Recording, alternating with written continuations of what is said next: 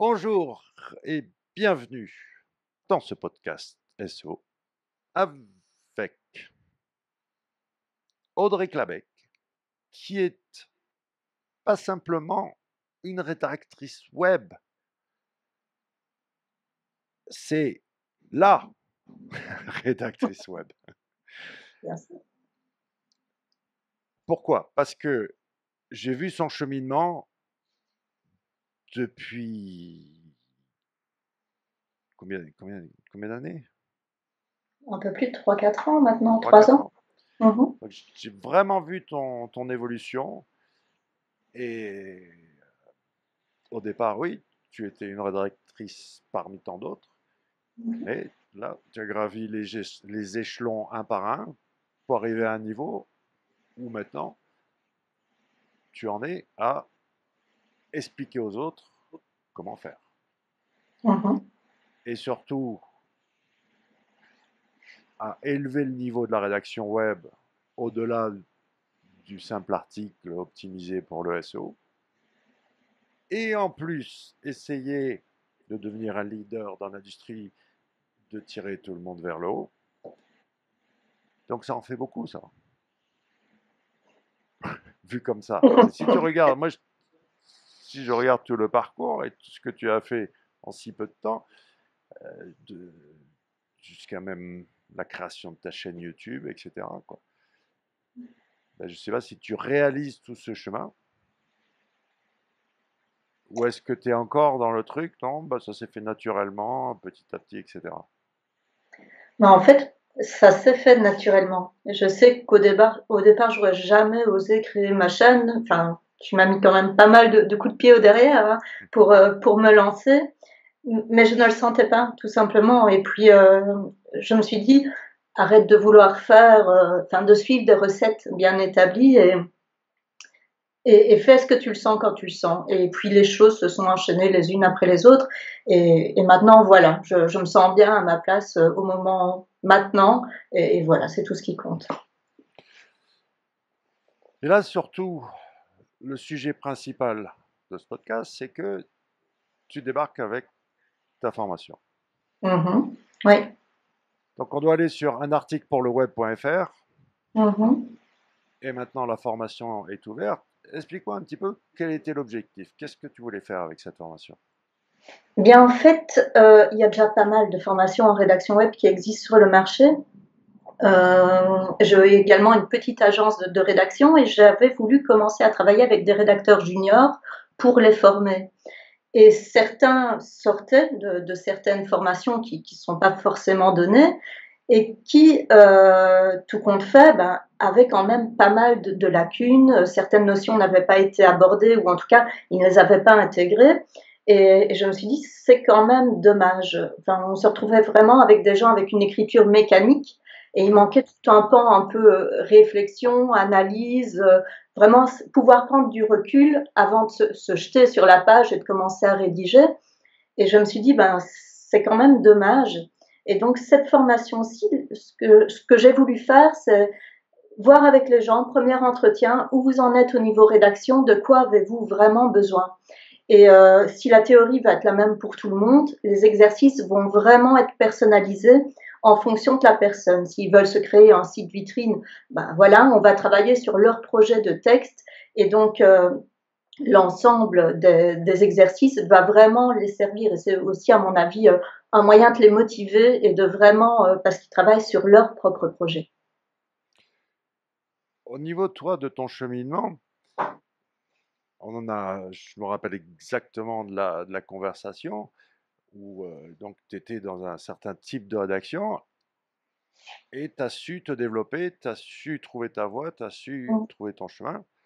Effectivement, je suis peut-être un petit peu pour quelque chose, mais toi aussi, j'ai l'impression que tu as cette volonté de passer le bâton et de faire pareil pour d'autres, d'arriver à leur dire, bon, ben, c'est à nous de prendre en main notre destin. Personne va venir, personne nous attend, personne va venir à notre secours. Et on en parlera dans quelques minutes, mais il y a clairement un gros problème fondamental par rapport à la reconnaissance de la rédaction web en particulier, qui est incompréhensible, mais on y reviendra. Spoiler alert. On va rester un petit peu sur toi. Déjà, au tout départ, moi je le sais, mais pour les autres, qu'est-ce qui t'a poussé vers ce métier? Bien, c'est le blogging en fait. Au départ, j'ai eu, je vais pas le cacher, hein, j'ai 3 enfants et quand j'ai commencé à travailler, donc moi je travaillais au Luxembourg, j'avais un super job, hein, donc j'étais pas dans le besoin. Et congé parental, ça dure 11 mois là-bas. Et moi j'ai toujours bossé, donc 11 mois, c'est long, Laurent, c'est vraiment long à ne rien faire. Tu te cherches, t'es là à la maison. Et je me suis dit, ben, il y a un truc que j'ai toujours voulu faire, c'était créer un blog et j'ai créé mon blog. Et puis, je me suis vite prise au jeu et je me suis dit, ben, comment je peux faire pour battre les concurrentes? Parce que, voilà. Et c'est comme ça, j'ai commencé à apprendre certaines choses en autodidacte et le référencement m'a directement attirée, associée au blogging. Et j'ai commencé à travailler pour des maisons d'édition et c'était assez sympa. Et au moment de reprendre le travail, je me suis dit, mais attends Audrey, tu es en train de faire quelque chose qui t'éclate, pourquoi pas en faire ton métier? Et donc là, ça a été la grosse question, super job, j'y retourne pas. Ben, je me suis dit, écoute, voilà, on y va et j'y suis allée. Donc c'est Donc au vraiment ça. début, il y avait ton petit train-train, tu avais des clients, tu avais de la réaction, mais c'est comme beaucoup d'autres rédacteurs, même si tu n'es pas dans le besoin, tu voyais bien quand même que le ROI, il y a un truc qui clochait par Complètement. rapport au temps passé, par rapport aux revenus, Mhm. même si on est dans une position confortable où un mari travaille et il y a un revenu régulier, etc. Mais enfin, c'est quand même du temps passé. Et Oui. c'est là où ça devient intéressant parce que tu es vraiment passé de cet état qu'on pourrait appeler passif L'escalade, à hein. actif. Vous allez, Oui. bon, ok, maintenant je prends la chose en main et puis surtout à plusieurs, on va être plus fort. Et donc tu as essayé t'as rassemblé, ce qui n'est pas donné à Mhm. tout le monde. Avec ça est venu aussi, commence à venir, tu m'en parlais avant, ben oui, c'est Jeff Bezos, je crois, qui disait si t'es pas critiqué, c'est que t'as pas réussi. Ouais. Mhm. Donc prends-le peut-être comme une marque de reconnaissance si Oui. tu as tes Ben, je vais dire premiers merci maintenant. trollers et haters. Et après, on verra pour te renforcer par rapport à ça. Mais comme je t'ai dit, le secret, c'est regarder un petit peu qui critique, quel est leur profil. Mhm. Et on relative vite par rapport au fait que ben, oui, tout le monde a le droit à une opinion, mais toutes les opinions ne se valent pas. Mhm. Donc ensuite, dans ce cheminement, il y a une infinie direction à prendre. Si on part de la rédaction de base, où tu vas faire des fiches produits ou du texte, tes 500 mots optimisés pour le SEO, Mhm. jusque aux copywriters payer une fortune, des centaines ou des milliers d'euros la page, certains même sont payés des centaines de milliers d'euros. Il y a comme ça une infinité de possibilités. Mhm. Euh, Toi, vers où tu voudrais aller si tu devais te projeter dans quelques années? Est-ce que tu y as déjà réfléchi? Où est-ce que tu te verrais? Ou est-ce que tu te Euh, laisses plutôt flotter au gré je, des alors, aspirations? je me laisse flotter au gré des aspirations. J'ai des tas de projets. En fait, j'ai des tas d'envies. Je vais dire plutôt Hmm. ça. Donc, ça faisait longtemps que je voulais créer cette formation. Ben voilà, maintenant, c'est bon, elle se lance. J'ai encore d'autres envies après, des personnes avec qui j'ai envie de collaborer aussi, que j'ai découvert ou sur le bootcamp SEO ou même comme ça via les réseaux et avec qui ça passe très très bien et ça fonctionne bien ensemble. Donc voilà. Maintenant, j'ai une petite agence de rédaction aussi, hein, vraiment quelque chose à taille humaine au Luxembourg. Je ne ressens pas le besoin de développer ça et d'avoir 500 rédacteurs, de travailler avec tout le monde et tout ça. c'est vraiment pas mon optique. Moi, j'aime connaître mes clients. C'est comme développer ma clientèle. Je ressens plus le besoin non plus. J'aime connaître mes clients, j'aime connaître les gens avec qui je travaille. Et c'est vraiment plutôt quelque chose un peu familial, bon enfant. Et voilà. Maintenant, moi, c'est plus en termes de projet, des choses à faire comme ça, vers lesquelles j'ai envie de me guider, mais sans avoir la folie des grandeurs, quoi. C'est vraiment ça. C'est à mon avis un des trucs les plus compliqués de trouver cette stabilité du point de vue croissance, ou Mhm. cette sérénité, pas stabilité, sérénité. Mhm. Parce que respect pour ceux qui ont des agences avec des dizaines ou des centaines d'employés et qui doivent gérer tout ça. Moi, je les admire. J'ai essayé plusieurs fois, mais c'est pas pour moi, quoi. Je peux pas. Moi non plus. Euh, mais c'est compliqué parce que ben, t'as un client qui arrive avec un Ah, budget de millions d'euros. Comment tu fais? écoute, toi, tu dis toujours, hein, gros contrat, gros problème. C'est vrai. Eh bien, moi, les gros problèmes, je cours pas après. Voilà. Ma clientèle idéale, c'est clairement des PME.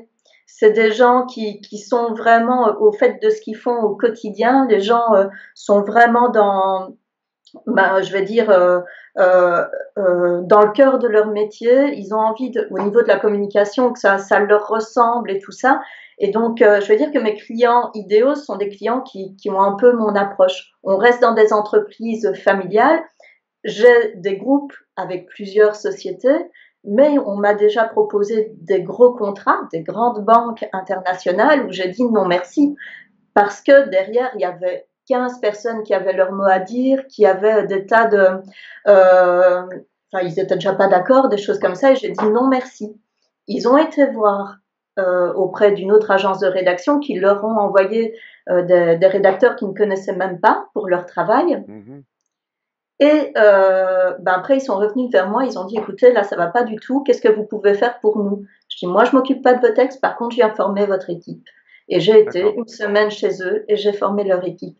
Et voilà. Et c'est encore une liberté que je veux avoir, même si c'est un gros contrat, si je veux dire non, ben, je dirais non. Si je ne le sens pas, si je sens que les gens derrière ne sont pas prêts non plus. Alors, s'il y a forcément un équilibre à avoir entre la réalité de la majorité des rédacteurs web qui, pareil, vivent en dessous du seuil de la pauvreté C'est bon? Mhm. et effectivement les super copywriters superstars qui sont payés une fortune à l'heure. Mhm. Le problème fondamental que j'ai avec ça, c'est que moi, quand j'ai démarré, 2003, le premier truc que j'ai vu passer quand je me suis intéressé au référencement, c'est le contenu est roi. Mhm. Tout le reste, que ce soit la technique, que ce soit la promotion, toutes les autres actions sont là pour mettre en avant, pour propulser ce fameux contenu. Et je crois que ce podcast vient, au niveau timing, et ta formation est absolument parfaite au niveau timing, parce que, enfin, enfin, finalement, après tant d'années, j'ai l'impression que ça y est, ça commence à être pris au sérieux. On passe au-delà du texte offshore pas cher, on passe au-delà du texte qui donne juste à manger à Google, Mhm. et que les gens comprennent que oui, c'est quelque chose à prendre au sérieux, la rédaction web.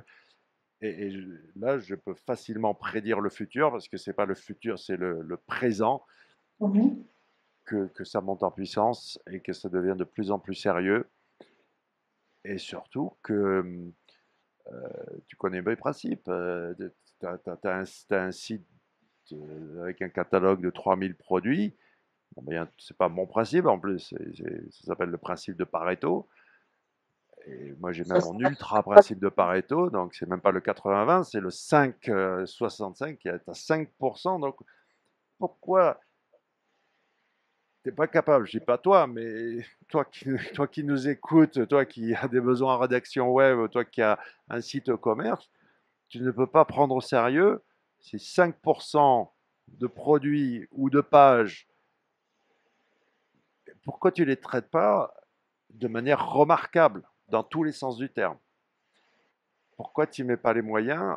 Et c'est au-delà même de la rédaction web, c'est au niveau multimédia.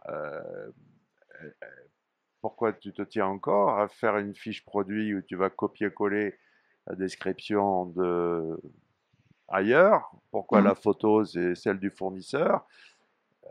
Pourquoi tu n'as même pas manipulé le produit d'ailleurs? Pourquoi tu tournes pas une vidéo de prise en main? Pourquoi tu fais pas une revue? Pourquoi tu fais pas ce qu'il faudrait faire pour se faire remarquer, pour Mhm. sortir du lot, pour travailler sa différence et surtout même pas faire sa différence. C'est à la limite juste bien faire son boulot. Mhm. Ouais. Parce que quelle image ça donne de publier des contenus qui sont juste de la nourriture à moteur de recherche? Est-ce que vraiment vous avez, si c'était une boutique physique, est-ce que vraiment on aurait envie d'avoir enfin, de donner cette image-là? Je pense pas. Et il y a deux types de boutiques physiques. Tu as les boutiques où tu rentres et il y a des grands bacs et tout est retourné dedans.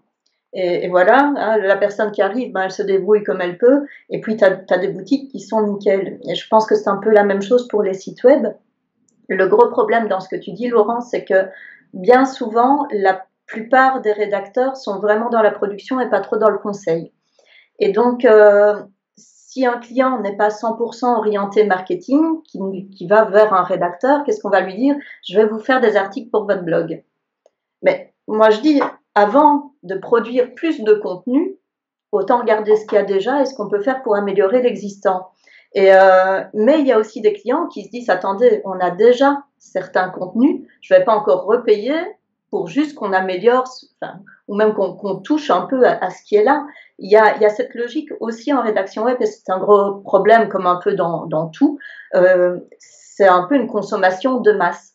Il nous faut plus de texte, plus de texte, plus de texte. Alors que la logique, ce serait on freine, on analyse, on prend ce qu'il y a, on le rend vraiment mieux, hein, on optimise au maximum, on améliore, et puis après, on commence à élargir le contenu.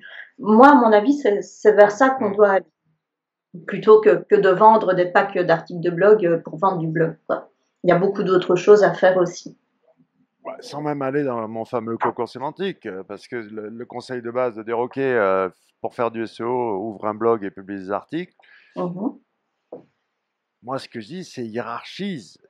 Oui. J'ai rien contre la rédaction low cost, mais il y a certains contenus, tu ne peux pas te permettre du low cost. Tu as une minorité de pages qui vont faire tout ton business. Et est-ce que tu veux vraiment qu'elles aient cet aspect-là? C'est là où je pense que les gens se trompent. Parce qu'ils Mais c'est traitent ça. tout en bloc. Mhm. J'ai des clients qui ne le cachent pas. Ils viennent chez moi pour certains contenus. Ils vont prendre du low Mm. cost pour d'autres choses. Comme par exemple pour certaines pages, il y a des gens qui font des cocons. Ils viennent chez moi pour les pages vraiment de niveau 1, les pages qui ont de l'importance.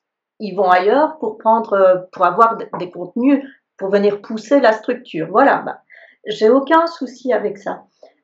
Et je veux dire que c'est même normal parce qu'en tant Mm. qu'entrepreneur, quand tu as un budget, à toi de le gérer et de faire au mieux. Donc, tu mets de l'argent où là, ça te semble vraiment très important. Et puis, avec ce qui reste, bon, bah, tu essaies d'obtenir le même prix. Et je pense, enfin, le meilleur prix.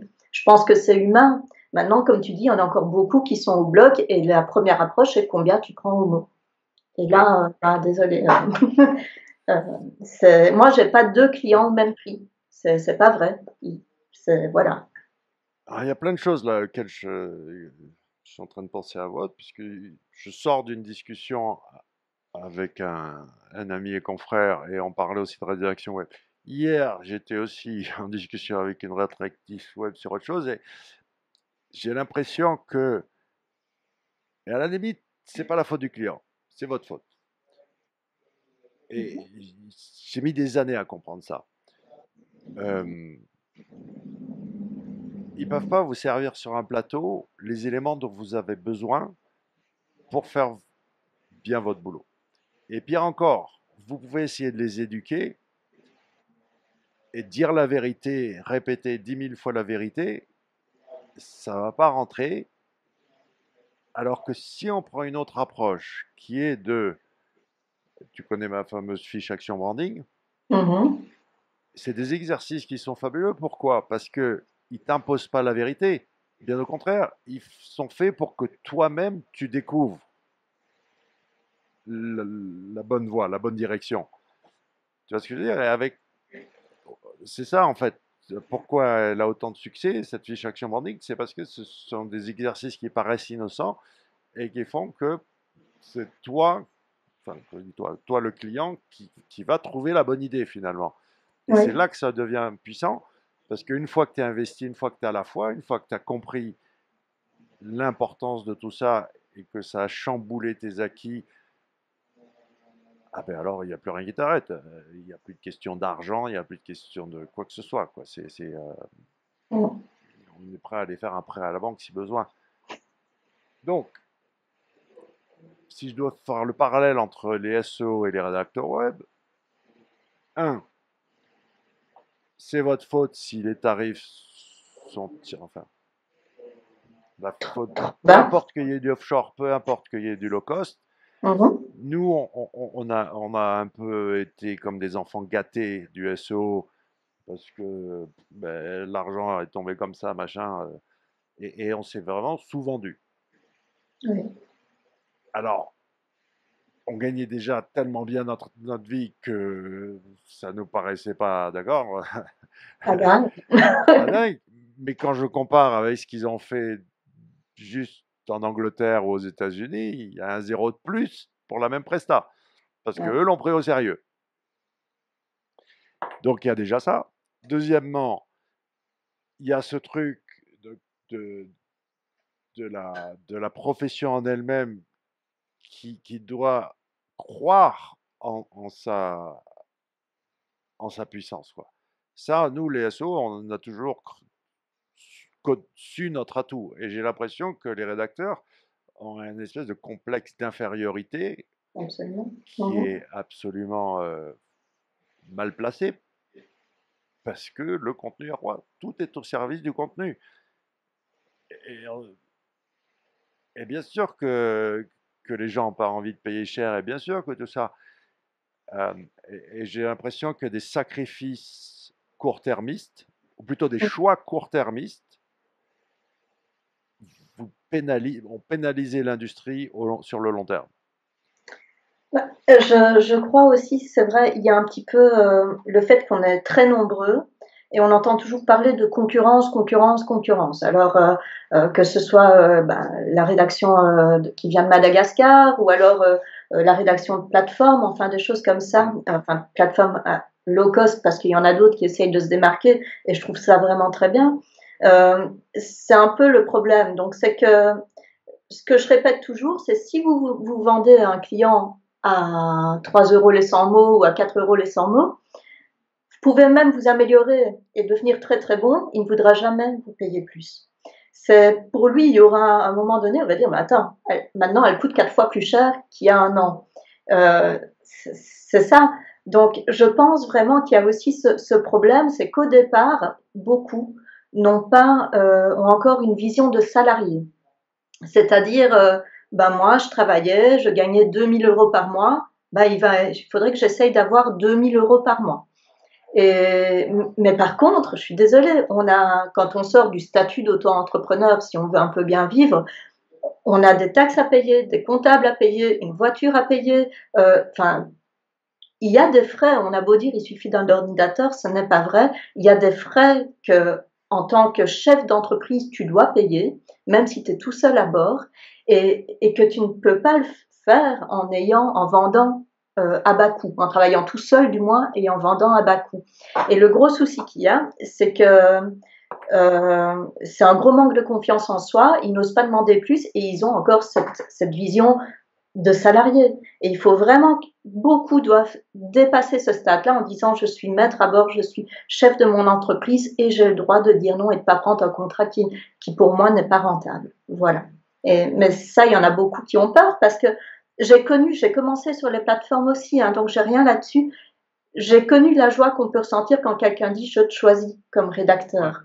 Et quand tu sors d'une plateforme, je me souviens de la première page que j'ai vendue, Laurent, tu vas tomber sur les fesses, je l'ai vendue 15 € pour 400 mots.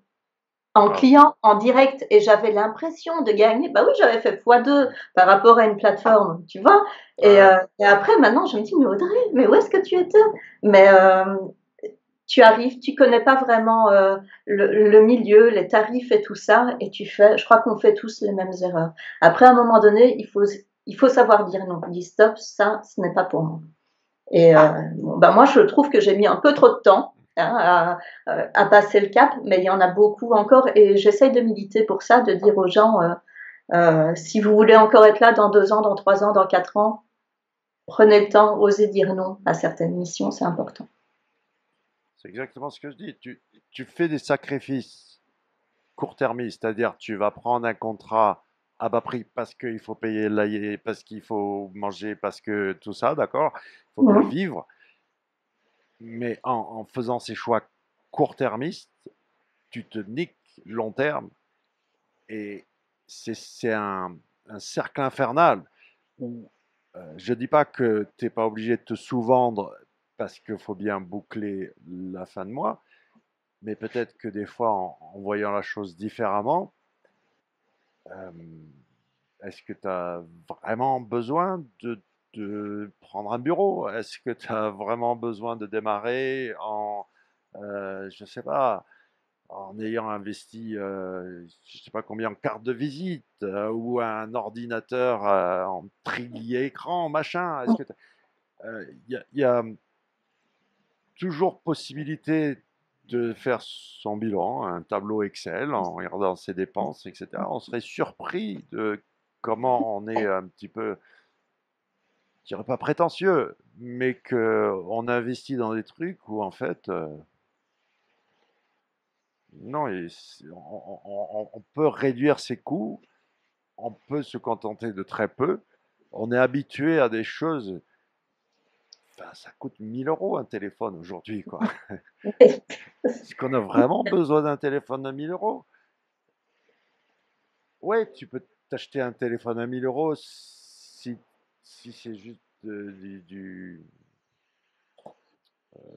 pocket change, tu vois, enfin, ça va pas, tu n'as pas besoin de compter pour dire, bon, ben, j'ai le dernier iPhone, quoi.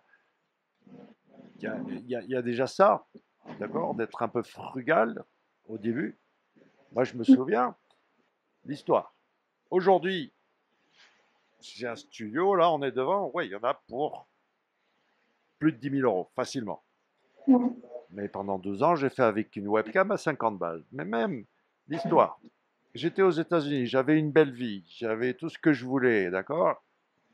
Et du jour au lendemain, je me suis retrouvé, pas expulsé, mais ils m'ont plus laissé rentrer, puisque j'avais un visa de 5 ans, et après, je faisais des allers-retours en tant que touriste.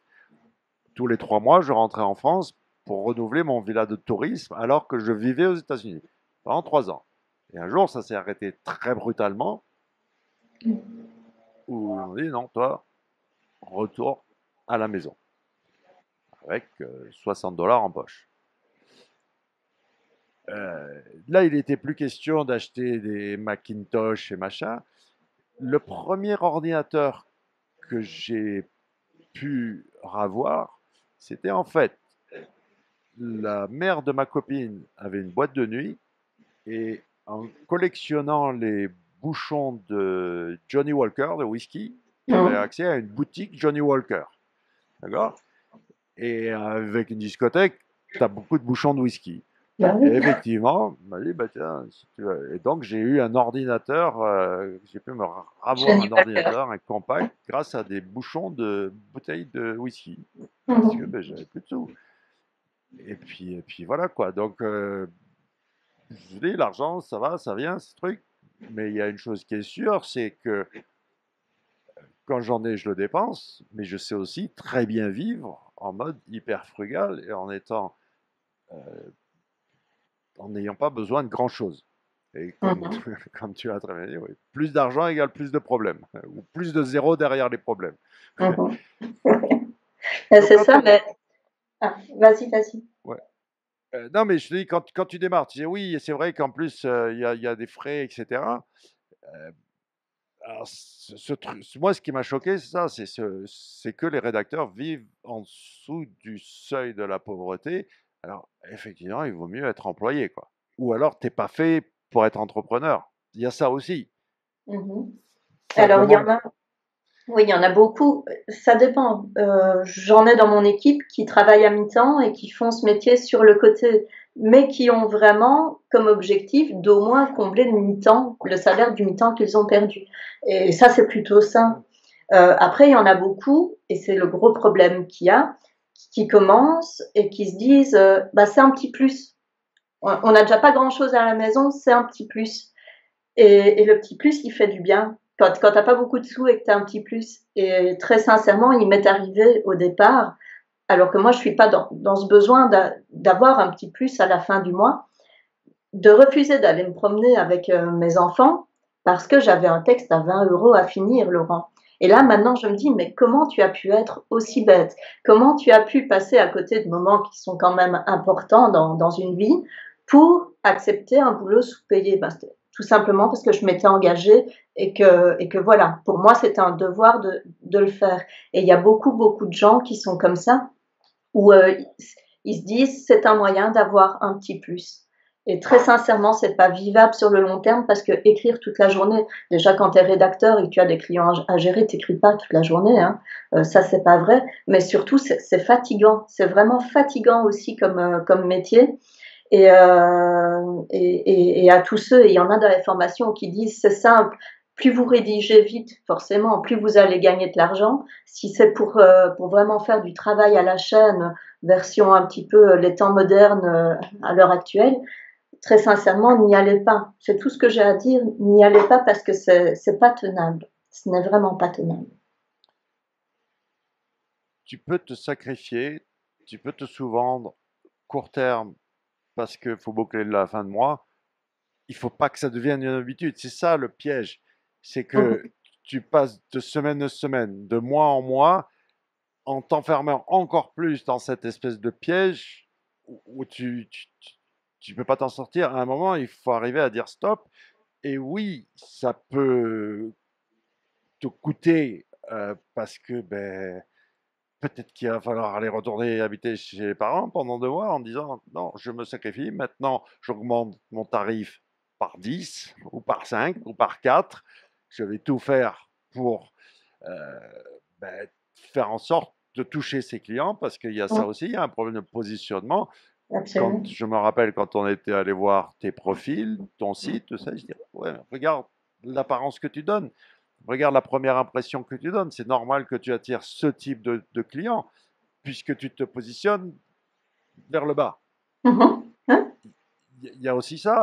Moi, j'ai beaucoup de gens qui n'osent pas me contacter parce qu'ils pensent que jamais je m'abaisserai à travailler avec eux. C'est pas un problème de gros clients, petits clients. Mhm. Certes, je ne suis pas donné. Euh, je peux le dire, mon tarif, moi, c'est 400 € de l'heure. Donc, c'est quand même, Mhm. ça commence à faire un peu de sous. Mais ça ne veut pas dire que je ne peux pas faire quelque chose pour 2 ou 3 000 balles. On peut tout à fait. Il n'y Mhm. a pas forcément d'avoir des dizaines de milliers d'euros. Tout dépend du besoin, tout dépend de mon niveau d'intervention, etc., etc. Mais il y a des choses où j'interviens sur des projets très très précis, très encadrés, et ça ne coûte pas une fortune. Mais je peux vous dire que le prix, c'est un élastique qu'on tend jusqu'à ce qu'il pète. J'ai augmenté mes tarifs. Un SO de base, il part à 80 balles. Je crois que j'ai démarré moi à 150 pour arriver de 150 à 400. Et je pense que je pourrais monter à 500, 600, 700, 800. Euh, je ne crois pas que ça fasse une différence jusqu'à un moment où effectivement, Oui, voilà. c'est Mhm. trop. Donc on se Ouais. fait une fausse idée par rapport au prix. C'est pas vrai que les gens ne veulent pas payer. Le problème, c'est que il faut travailler à créer ce lien de confiance. D'accord. Que les gens aient la foi, qu'ils voient, qu'ils arrivent à saisir la valeur ajoutée. Et un petit peu comme le référencement, le problème de la rédaction web, c'est que tu peux pas, tu vois, c'est un peu virtuel, quoi. C'est pas comme, j'achète ça, Ça, je peux le tenir. J'investis dans une publicité sur un panneau Géraudy, je peux, voilà, ça c'est tangible. Le ROI sur des pages web, en plus, quand tu pars sur du cocon sémantique, on va t'expliquer que 80% du contenu ne va pas servir à convertir. Non, non, c'est pas. La bonne nouvelle, encore une fois, le timing est parfait parce que là, ça vient. Moi, je vous le dis, certes, les temps sont durs, certes, on est dans une situation un petit peu compliquée, sauf que le web est la porte de sortie pour beaucoup de monde. C'est Mhm. même pas la porte de sortie, ou plutôt la porte d'entrée, ou l'échappatoire, le seul échappatoire. Et je vois bien que là, le contenu, les gens commencent à le prendre de plus en plus au sérieux. Il y avait déjà la première vague après 2012, après la pénalité, le filtre Panda. Mhm. Je me rappelle avoir déjeuné avec le boss de Text Broker juste après Panda. Il m'a dit, ouais, on a vu, c'est passé de 2 à 3 et 4 étoiles immédiatement. Donc il y avait déjà eu ce mouvement. Après, on a reparti dans les contenus un peu bon, low cost. Et maintenant, je vois très bien que ça repart, que le copywriting devient à la mode, etc. etc. Mhm. Donc c'est le bon moment là, les gars. Il faut que vous vous remobilisiez et que vous commenciez à vraiment prendre votre profession au sérieux. Et ça commence par un travail pour chacun d'entre vous en disant oui, je vaux ce que je vaux pour de vrai, quoi. Oui, mais c'est ça. Mais aussi, ce qu'il faut se dire, c'est que il y a beaucoup de clients qui disent ben voilà, moi je veux être visible sur Internet et tout ça. Et ils ont un site web et il y a des très grosses entreprises qui ont un seul site web. J'ai pas mal de clients, Laurent, maintenant, qui eux ont fait la stratégie d'avoir plusieurs sites web. J'en ai un qui a un groupe, qui a un site pour une gamme de produits, un site pour une autre gamme de produits, un site pour une autre gamme de produits. Et le but, c'est pas de, par exemple, je dis ça comme ça, c'est pas d'être le premier sur magasin de bricolage, ça va être le premier sur telle marque de foreuse. Et donc, ils investissent dans le web. Concrètement, ils se créent des sites, ils demandent des contenus, ils investissent dans des newsletters, enfin vraiment, les gens, enfin en tout cas les entreprises qui ont un peu d'argent le font et sont même prêts à aller plus loin et à pas tout parier sur un même site. Et franchement, je trouve que c'est tout bénef pour nous en tant que rédacteurs aussi. Parce que de toute façon, enfin, il n'y a que quoi 6 ou 7 résultats naturels sur une page, sur une requête. Donc, autant essayer d'aller toucher un maximum de requêtes en créant des sites hyper ciblés pour une gamme de produits, pour une marque. Je pense que voilà, il y a aussi des choses comme ça qui se passent. Je m'en rends compte chez mes clients qui, comme je te dis, qui misaient tous sur un seul site web et qui maintenant commencent à vraiment à s'étendre sur la toile à travers différents moyens. Et voilà, et c'est tout bénef pour nous. Hein. En tant que rédacteur, au lieu de gérer un site web, on en a plusieurs à gérer. Et donc, je trouve ça très très bien. Et surtout, vraiment, Ah, mais d'aller. regarde ce que tu viens de dire. Ok, Mhm. il y a peut-être 6-7 positions sur Google qui peuvent ramener du trafic. C'est ce que je veux dire, mais pour moi, là-dessus, il n'y en a qu'une position en organique. Ok? Ouais, Il n'y a plus de place pour le deuxième là-dessus. Avec la recherche vocale qui monte en ouais. puissance, je suis toujours en train de me remettre mes écouteurs, mais ils ne tiennent pas dans mes oreilles. Je ne sais pas pourquoi. Ils s'expulsent. Ouh. Euh, le, le truc, il est là, c'est que mon sentiment, c'est que j'ai vécu, moi, l'Eldorado du web, les années 2000, où effectivement, on gagnait beaucoup. Un mec avec un ordinateur et une connexion Internet pouvait gagner des dizaines ou des centaines de milliers d'euros par mois. Le rêve de la réussite sur Internet, je l'ai vécu, j'en suis un exemple. Sauf que on est en 2020, Mhm. on n'est plus en 2000 ou en 2010, et que l'amateurisme, voire même si tu te professionnalises, même si tu commences à faire plusieurs sites, même si tu mets en place une stratégie multimédia de marketing digital, etc., tu fais des relations presse et tout ça. Je sais pas si tu as déjà entendu mon nouveau discours là, qui est que tout le monde joue à tic-tac-toe, au morpion, et moi je construis un mur de briques. Tu l'as pas encore entendue, celle-là? Non, pas encore celle-là. Elle Vas-y. est nouvelle, elle a que 2, 3 semaines. Elle est Voilà. nouvelle au Bingo Ready. Parce que tu joues au morpion, donc allez, SEO, un rond. Vite, SEA, la croix, pour empêcher SEO de faire 2 ronds. Et puis après, tu as le mec des réseaux sociaux, ok, allez, un rond. Et puis après, vite, l'emailing, la croix, pour empêcher les réseaux sociaux de... Alors que moi, ce que j'essaie de faire, c'est que construire ce mur de briques où on pose une brique, on met du ciment, on pose une autre brique, on met du ciment, tout travaille ensemble, tout travaille en symbiose, des actions offline, tout est fait pour avoir cette espèce de machine qui avance et qui répond à une seule question.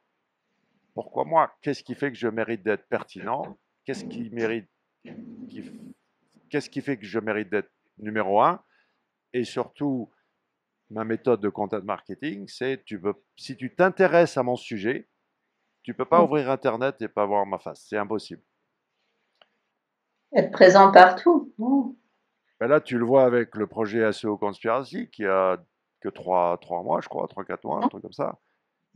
Où déjà, et j'ai pas mal de clients qui ont enclenché parce que justement, ils ont vu l'effet. Ils ont dit, ça fait des mois ou des années que tu nous en parles. Là, je vois comment tu arrives à envahir le web sur ta thématique. Et ça y est, il démarre un studio vidéo, etc. Le découpage du contenu en multimédia et tout le tralala, quoi. Parce qu'il y a ça aussi, il y a la transition que tu vas devoir opérer un jour ou l'autre, faire une agence média à part entière.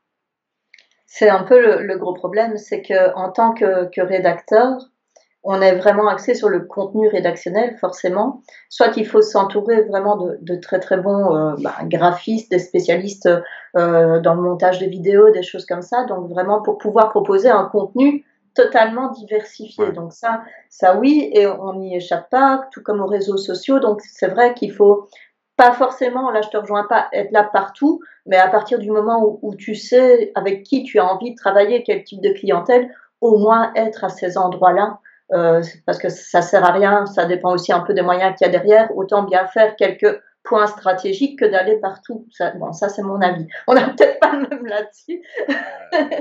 Alors oui, comment te dire? C'est parce que tu fais tout comme il faut avec tes petites mains. Voilà, oui. Moi, je dis qu'il y a une partie de distribution qui est automatisée où tu envahis tuyau, et après, effectivement, il y a certains réseaux qu'il faut travailler bien comme il faut et tu peux pas tout faire. Donc, je te rejoins aussi sur le fait qu'il y a certains endroits du web où tu... Et en plus, c'est souvent les plus insoupçonnés. Tu vas croire que je suis très actif sur Twitter, Mhm. alors qu'en fait, le bise, je vais plutôt le faire sur Reddit. Tu vois? Oui. Il y a plein Écoute, de moi choses comme ça, quoi. j'ai eu des clients sur Instagram, des clients en rédaction. Je m'attendais pas du tout à ce que des clients viennent via Instagram, qui pour moi était plutôt un réseau de copinage entre rédactrices et certainement pas un réseau B2B, quoi. Et là, j'ai vraiment été étonnée. Donc, Ouais. oui, les clients intéressés peuvent être partout et voilà. Mais, mais je pense que nous, en tant que rédacteurs et surtout en tant que rédacteurs freelance, pour les personnes qui travaillent vraiment tout seuls, à un moment donné, il faut se poser et se dire où est-ce que je dois vraiment aller? Où est-ce que je dois vraiment être? Parce que ça prend énormément de temps aussi, hein, ça on le sait bien, et que voilà, bon, il faut faire des choix, malheureusement, parfois. Tu disais tout à l'heure que les gens croient que tu vas passer ta journée à rédiger, alors qu'en fait, pas du tout. Non. Et je crois que on est même loin de la réalité. Finalement, ça devrait être même un ratio, moi je dirais, de 20% du temps à faire réellement ce qui te plaît, c'est-à-dire rédiger, et 80% du temps à faire ta promo, à s'occuper de tout ce qu'il faut faire en dehors de... Mais surtout cette partie promo, où certes, s'inscrire sur une marketplace et attendre que les gens viennent te sélectionnent, c'est super, mais quand tu commences à le faire comme Audrey, qui part en personal branding et qui commence à créer une marque, qui commence à devenir ce qu'on appelle une entité. Ok, ça y est, tu existes, tu as une existence du point de vue que ce soit des algorithmes ou aussi des humains. Mhm. Tu commences à avoir une présence et tu vois bien que en plus tu es allé à un rythme d'escargot. Je suis Donc allée à mon rythme. quand tu pars en mode supersonique, comme moi, bah, c'est une histoire de semaines ou de mois. C'est pas une histoire d'années. Ok, il faut pas croire. Mhm. C'est au conspiracy, ça n'a que quelques mois, quelques Mhm. semaines. Et déjà, c'est rentable. En ne vendant rien. D'accord? En ne vendant Oui. rien. Surtout en disant que je ne vends rien. Les gens me contactent quand même pour m'embaucher. C'est magique. Oui, maintenant, c'est vrai que très logiquement, on devrait passer énormément de temps à travailler notre propre com personnel. Et ça, je suis d'accord avec toi. Le souci, encore une fois, c'est que alors qu'une entreprise a un service com et a peut-être une personne qui peut ou deux qui peut vraiment se charger de ça, nous, à un moment donné, on est confronté entre est-ce que j'accepte un client, est-ce que j'accepte une mission en plus, ou est-ce que je fais des choses pour moi. Et, euh, et ça m'a mis du temps à comprendre, en tout cas, que tout compte fait, refuser une mission pour faire quelque chose pour moi pouvait être beaucoup plus rentable que de faire rentrer de l'argent immédiatement. Et c'est vrai, bon, maintenant on est beaucoup comme ça dans ce cas-là, et on en voit de plus en plus qui investissent en eux-mêmes, qui disent non à certaines missions, je n'ai pas le temps parce que je dois travailler pour moi. Alors, c'est sûr que tu n'as pas mon arme secrète. Tu n'as pas ma Stéphanie. Ah, mais c'est elle, j'en rêve. J'ai son numéro, son, son email en tout cas. Je rêve de Oui, Stéphanie. parce que c'est sûr que tout ce que je veux pas faire, et même beaucoup plus, Mhm. c'est elle qui le fait. Tout ce qui est l'automatisation, toute la partie black hat, toute la partie compta, toute la partie gestion de vous. Enfin, Mhm. euh, c'est ça qui donne des ailes. Et c'est aussi là que j'ai dit, bon, tiens, j'ai déjà essayé d'avoir plein d'employés en un, mais par contre, oui, un vrai bras droit, quelqu'un sur lequel tu peux te reposer. Et il y en a beaucoup qui vont partir en association, faisant des partenariats ou des trucs comme ça, d'accord? Et monter des boîtes à plusieurs. Moi, je crois qu'il y a des gens qui sont très bien en étant employés, qui n'ont pas du tout envie d'être entrepreneurs. Et il y a Mhm. ça aussi dont il faut qu'on parle. On est passé très rapidement là-dessus. Euh, mais je crois sincèrement qu'il y a beaucoup trop de gens qui se mettent le doigt dans l'œil par rapport aux réalités dans l'entrepreneuriat. Mhm. Alors que, allez, si tu commences à gagner 2 000 € par mois en salaire, ou 2 500 ou 3 000, ça commence à être sérieux. Si tu veux faire la même chose en termes de chiffre d'affaires, c'est quoi en France? Faudrait, faudrait faire 100 000 €, non? Un truc comme ça. Alors là, je ne sais Et pas parce que je... 60%, je sais plus. Bon, mettons à 50%, ok? Donc ça ferait, ouais, ben on est approche. Attends, 3 000, non, 36, ça serait 6 000. Ouais, donc 70, il faudrait être dans les 50 000, ouais. 50 000. Putain, je sais pas compter, moi. 70 environ, je pense. 70, ok. Mhm. Ça commence à faire un peu de sous, là. Mhm. C'est clair. Il faut les rentrer tous les mois. Il faut les rentrer tous les mois. Il y a des périodes comme ça où au début, surtout quand on n'a pas encore une clientèle vraiment établie pour remplir son temps, euh, ben on se retrouve confronté avec le doute. J'ai pas de demande de devis, j'ai pas de nouvelles missions à venir, j'ai peut-être encore pour 2 ou 3 semaines de travail devant moi. Qu'est-ce qui se passe après? Et c'est très stressant, en fait, ces périodes de montagne russe et tout ça. Après, comme je dis, arrêter de courir et de vouloir avoir 20 000 clients, ça sert à rien. Trouvez-en une quinzaine de bons qui vous donnent, qui n'ont pas envie d'aller voir ailleurs, qui vous donnent quand ils ont un travail, c'est vers vous. Et ils ne cherchent pas à négocier, on gagne déjà énormément de temps là-dessus. Voilà, vous êtes le contact et c'est un peu comme si vous faisiez partie de leur équipe. Et donc, moi, très sincèrement, je dis, trouvez-vous 10, 15, 20 bons clients qui vont vers vous et arrêtez de passer votre temps. Regarde sur Facebook. Il y a quelqu'un qui met une annonce, j'avais mis une annonce. J'ai eu 200 personnes qui m'ont contacté.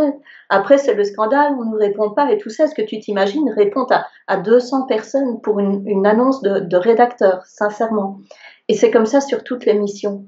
Et donc, ça sert à rien. Prends le temps. Enfin, moi, je suis pour Ouais. la prospection aussi. Prends le temps d'identifier avec qui tu veux travailler. Essaye de contacter un petit peu. Fidélise tes clients actuels. Relance les clients inactifs. Coucou, je suis là. Tout ça. Et fais-toi ta bulle de 15, 20 clients qui régulièrement viendront t'amener de l'argent. Et après, bah, en tout cas, cette zone de stress, euh, elle s'en va naturellement. Tu sais que tu as des gens qui sont là pour te donner du travail. Enfin, pour moi, c'est important. Surtout que la rédaction, c'est un travail récurrent. Alors, toi, tu sais que je suis un timbré et que je fais des trucs qui sont pas du tout, enfin, que je conseillerais pas à des humains normaux. Ouais. Donc, j'ai peur de rien et des fois, ben, j'en paye les conséquences. Mais à l'inverse, sortez un petit peu de votre bulle, de votre zone de confort, parce que il y a un super pouvoir que je vais vous donner et que personne n'utilise, qui s'appelle demander. Ben oui, oui, c'est ce que je dis, prospecter. Ouais. Moi, j'ai été commerciale, je prends mon téléphone, si j'ai envie de travailler avec quelqu'un, je prends mon téléphone et j'y vais. Et quelquefois, comme je dis, il va falloir 5, 6, 7, 10 coups de fil pour passer la secrétaire, pour réussir à joindre la personne, mais au moins, je sais que je l'ai fait. Et Mais ça m'est déjà... tu as été commercial, Oui, oui, oui. tu as une formation. J'ai plusieurs années d'expérience, donc Oui, mais forcément, avant même de absolument pas. Moi, l'expérience, ils t'ont cabinet de lancé comme ça? recrutement, cabinet de recrutement, chasseur de tête. Il D'accord. faut qu'on joigne telle personne, prends le téléphone, allez, vas-y. Oh, c'était l'enfer Et comme boulot, mais voilà. quand tu t'es mangé ça, un peu du porte-à-porte quand tu as suffisamment de gens qui te raccrochent au nez, et ben, au bout d'un Et moment, oui, tu t'en fous. Tu sais que c'est la loi du nombre, et puis voilà, quoi. absolument. Ben, Donc, c'est comme les personnes qui téléphonent tous les midis pour les panneaux solaires, enfin, pour l'énergie et tout ça. Mais tu te rends compte, ces personnes, le nombre et la volonté qu'il faut pour reprendre ton téléphone et redemander, ça oui, maintenant, nous, c'est peut-être une façon, on n'a pas des listings, c'est une façon plus intelligente. Tiens, j'ai envie de travailler avec cette personne, je vois qu'ils sont actifs, parce que souvent aussi, certains rédacteurs disent, ben non, ils travaillent déjà avec des rédacteurs, j'ai pas besoin de les contacter, ils ont déjà une équipe. Ben, c'est qu'ils ont du boulot. C'est qu'ils ont du boulot et tu peux être un support quand le rédacteur n'est pas là, rentrer par la petite porte et puis tu y es. Mais ça, il faut oser et je suis d'accord que c'est pas forcément donné à tout le monde.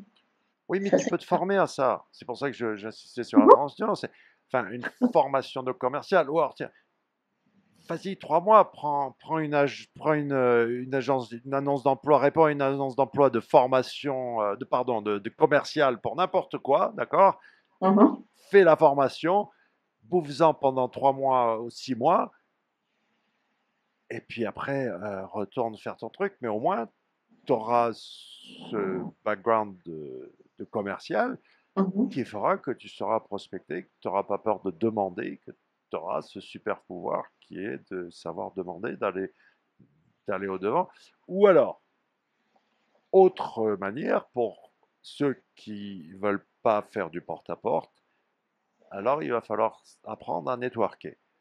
Il y a Ouais. le réseau virtuel, il y a LinkedIn, il y a Mhm. tout ça, mais il y a aussi un réseau toujours pareil qui est super sous-exploité parce que peur de demander. Mhm. C'est la zone de chalandise du point de vue local. Ça, ouais. Il y a un trésor là. Moi, j'avais déclaré, je crois que c'était il y a 2 ans, que j'avais signé plus de clients au bike park que via Twitter. Mhm. Juste pour dire, qu'est-ce qu'on fait sur Twitter? Ça fait des années que j'ai personne qui m'a contacté en disant, ah, tiens, je trouvais sur Twitter. C'est pour Par contre, j'ai rejoindre les signé de réseaux. super clients. Parmi mes plus beaux clients étaient signés à faire de la bicyclette dans la montagne, alors que je suis pas en prospection. Mais parce que ben, le mot se tourne, ah ben, c'est lui le magicien d'Internet, d'accord? Et, et pourtant, c'est des gens qui sont démarchés, qui sont. J'ai signé un pays, j'avais le Kazakhstan, Astana, un pays en client que j'ai trouvé au Bike Park, quoi. Mais c'est ça, j'avais fait une vidéo justement sur la puissance du local. On est tous sur Internet à chercher des clients à l'autre bout. J'y mets, est-ce que vous avez pris la peine d'entrer en contact avec la petite zone commerciale qui est à côté de vous, de laisser une carte peut-être chez le boucher? C'est tout con, mais il y a des entrepreneurs qui vont faire leurs courses. Quoi. Il faut vraiment, enfin, et maintenant, je constate aussi chez mes clients une envie de travailler au niveau des régions, au niveau des départements, de vraiment travailler un branding local, que ce soit au niveau de leur clientèle ou au niveau de leurs prestataires. Et il y a une grosse carte à jouer là-dessus, surtout en tant que rédacteur. On est d'ici. Pour te dire, je viens de rentrer un contrat, grâce au Bootcamp SE d'ailleurs, avec un des membres qui m'a dit, Audrey, voilà, on cherche une rédactrice. Je te cache pas que, bon, je lui ai remis, il m'a dit, écoute, je sais pas si ça va passer, tu es celle qui m'a remis le prix le plus haut. Et il se trouve que ce client, c'est un client qui est belge. Et moi, je leur ai dit, écoutez, et 20 km d'où j'ai fait mes études, en plus l'entreprise, j'ai dit, écoutez, moi, je vous fais du 100% local. Je vous parle, et ce que j'ai fait pour eux, j'ai regardé où ils étaient implantés. J'ai pris les notes de tous les marchés. J'ai pris les notes des petits monuments historiques, des choses à voir et tout ça. Et dans tous mes textes, il y a une touche de local. Et c'est vraiment, et ça, c'est hyper important. Pourtant, je suis pas nécessairement à côté d'eux, parce que je ne vis plus là-bas. Mais il y a aussi, à mon avis, tout ce qui est les origines, toutes ces choses-là qu'on peut développer comme étant un atout commercial. Et beaucoup n'y pensent pas. Et très sincèrement, mais le local, c'est quelque chose, une carte à jouer à fond, ça c'est clair.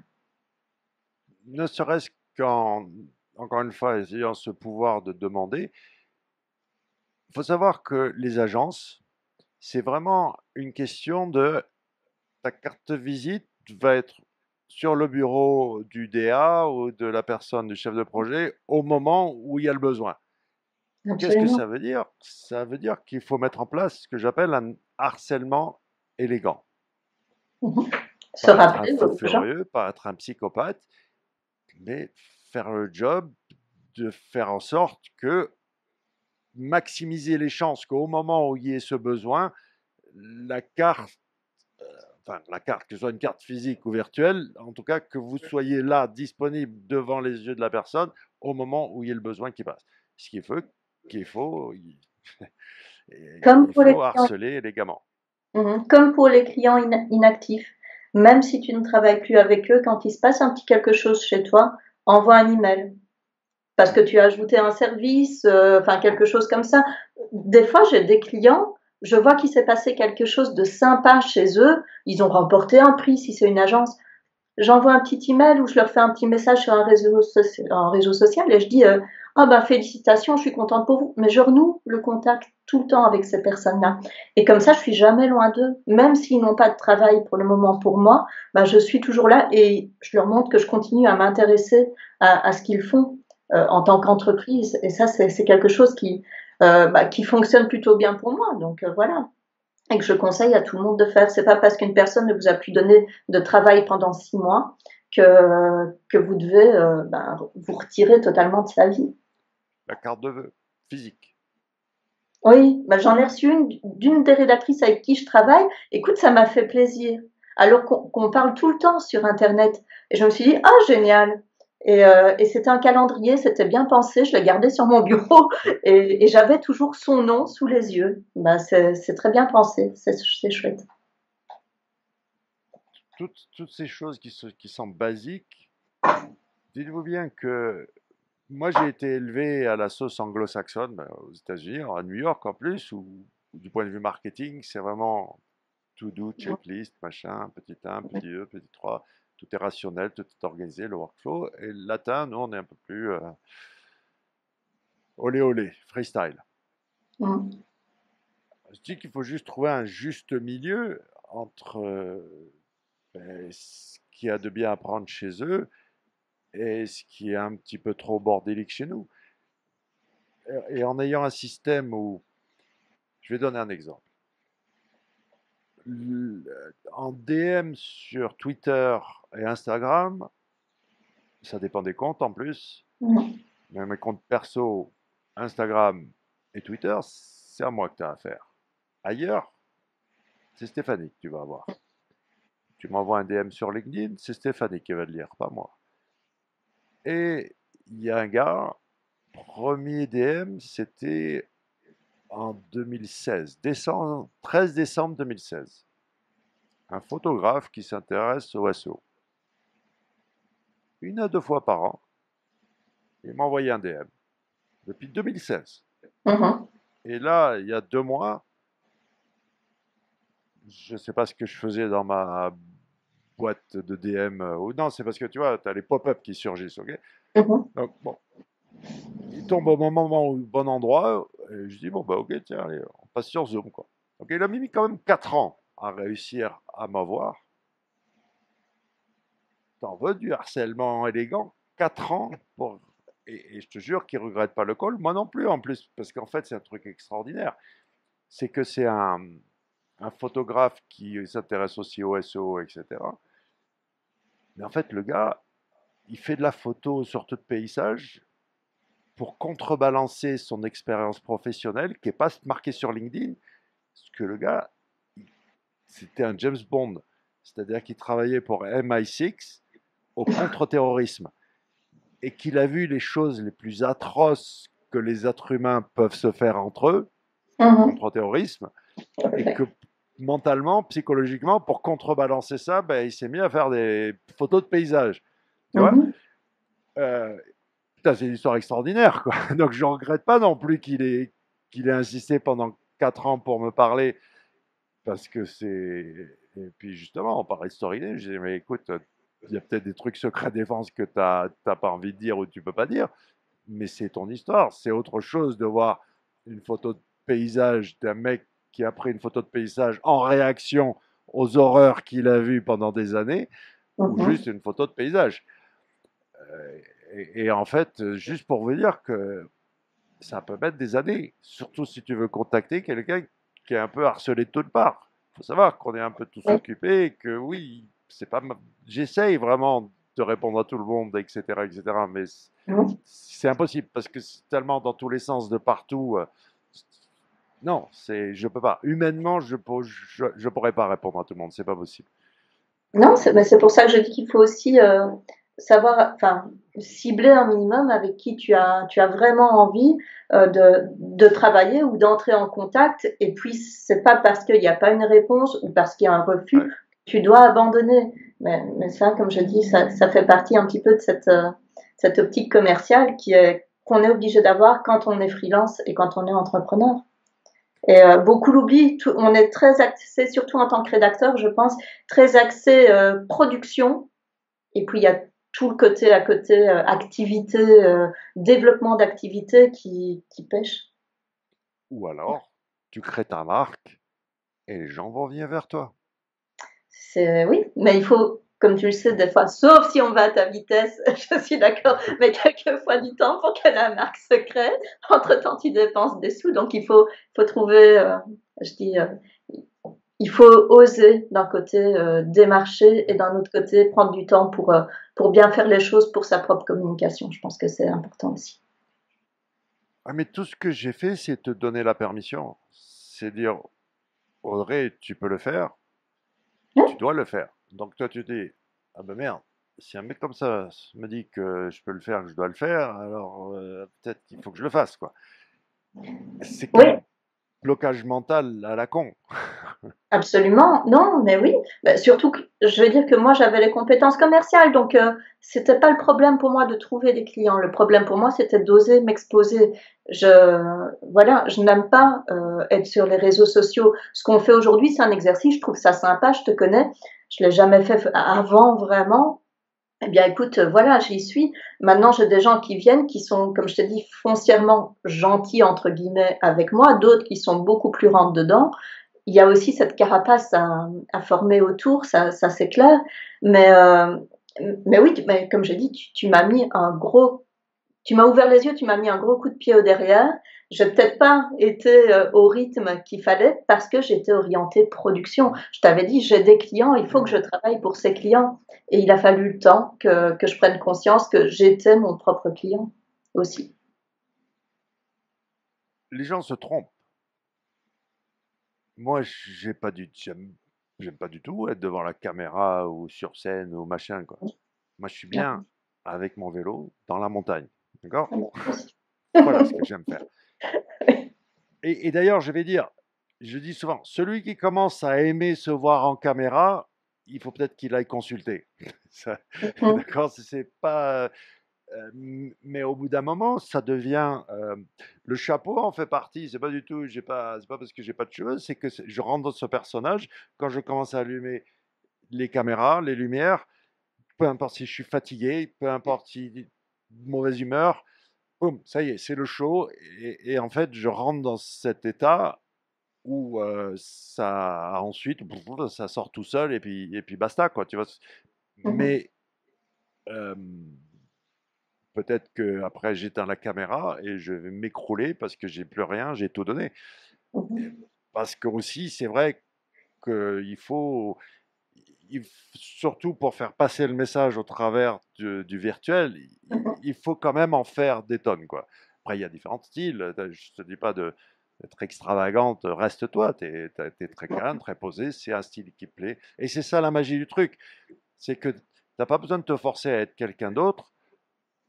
Ce que j'adore avec Internet, c'est que tu peux être une femme obèse, noire, de 55 ans, sans emploi, sans éducation, qui habite au fin fond du Missouri, et quand même réussir, parce qu'Internet s'en fout de tout ça.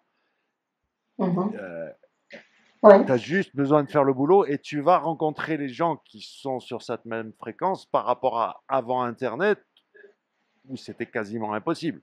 D'accord? Les marches à franchir pour se sortir du fond du trou étaient insurmontables. C'était pas Mhm. possible.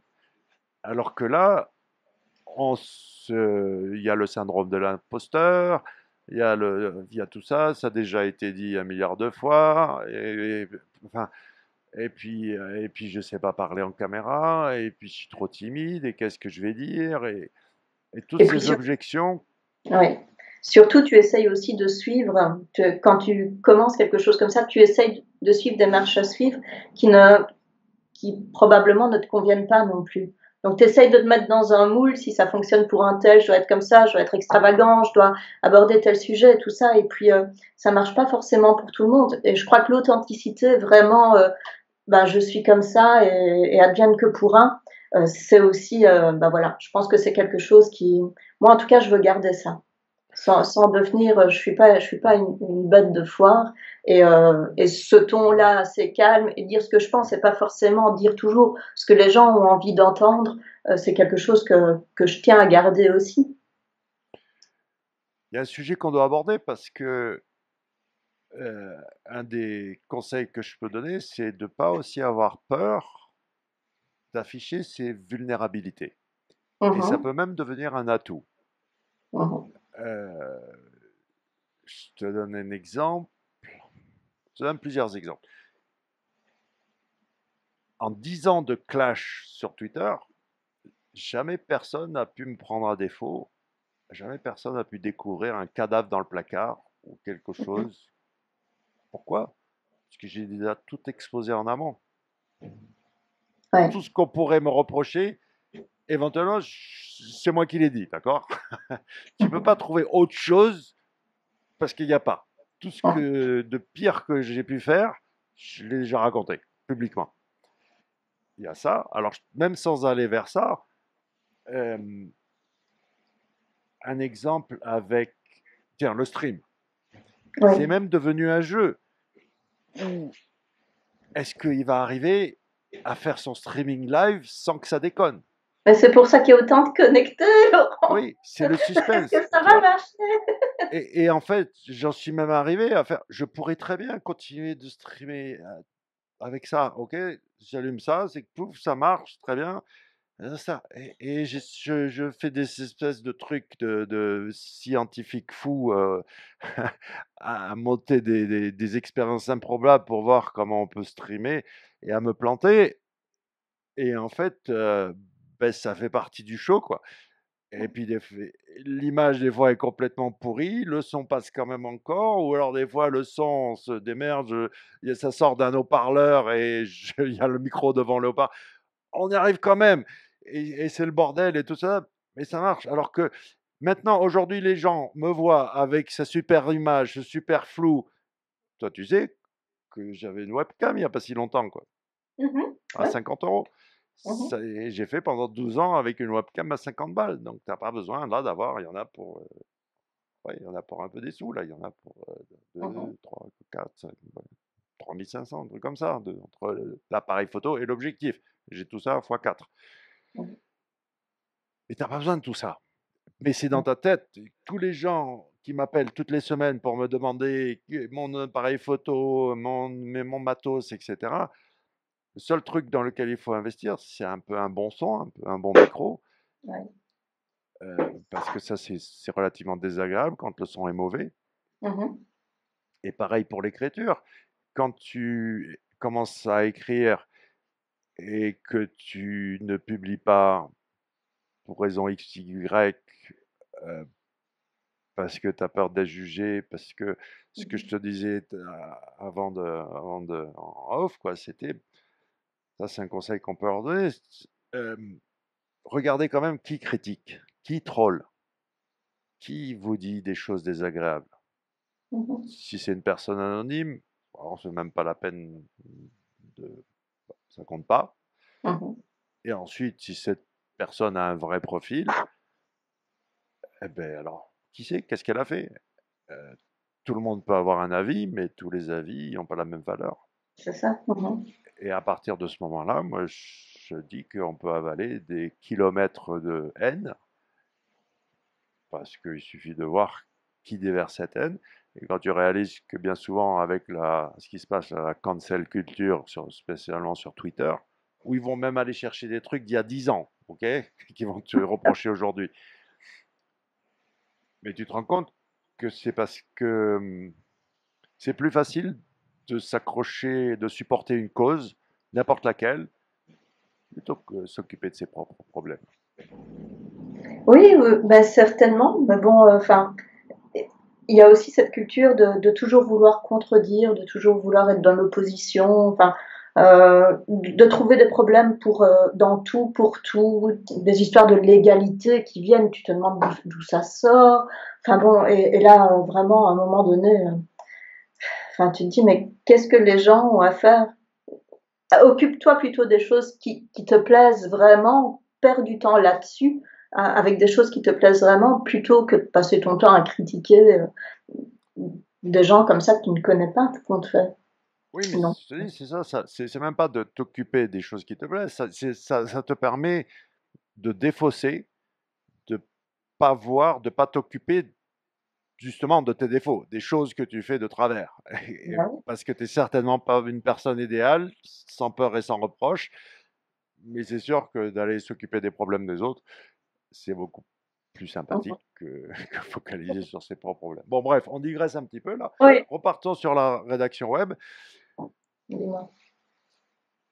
Euh, sur ta formation, finissons Mhm. là-dessus. Ok. Quelle est la promesse, si tu devais la résumer?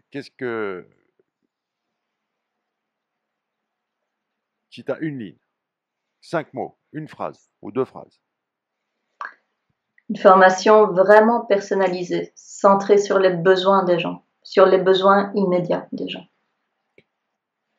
et c'est surtout que tu as remis un peu d'humanité, c'est pas juste un truc, un e-book à télécharger, quoi. Non, non, non, du tout. Donc en fait, ben déjà, on commence par un entretien, comme ça, en face à face. On définit le niveau de la personne, parce que ça peut s'adapter à des débutants comme à des personnes qui ont probablement déjà un certain niveau. Mais voilà, et puis certaines personnes vont avoir peut-être besoin d'un accompagnement plus fort pour tout ce qui est newsletter, storytelling, alors que d'autres ont vraiment besoin d'un accompagnement dès les bases, dès le début. Et donc tous les exercices, on reprend la théorie pour tout le monde, est la même, mais tous les exercices vont être vraiment adaptés à la personne, avec des corrections en vidéo pour qu'elle puisse voir vraiment Ouais. ce que moi j'aurais fait à sa place, des choses comme ça, des corrections audio aussi. Et donc c'est vraiment un accompagnement et dire à la personne, attends, c'est pas mal ce que tu as fait, c'est même bien ce que tu as fait. Moi, j'aurais peut-être fait ça aussi, et on aurait peut-être même encore pu aller plus loin en faisant telle chose ou telle chose. C'est vraiment un accompagnement pour aider non seulement les gens à acquérir des bonnes pratiques de rédaction, mais quand tu peux sortir, il n'y a pas une technique de rédaction web.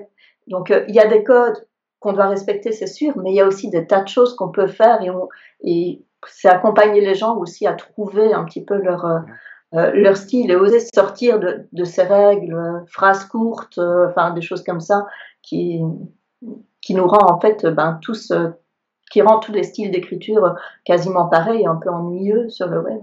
C'est oser jouer avec les règles pour proposer des choses différentes, ça c'est sûr. Et puis surtout, t'as trouvé. Attends, il y a un moucheron qui est tourne autour de moi.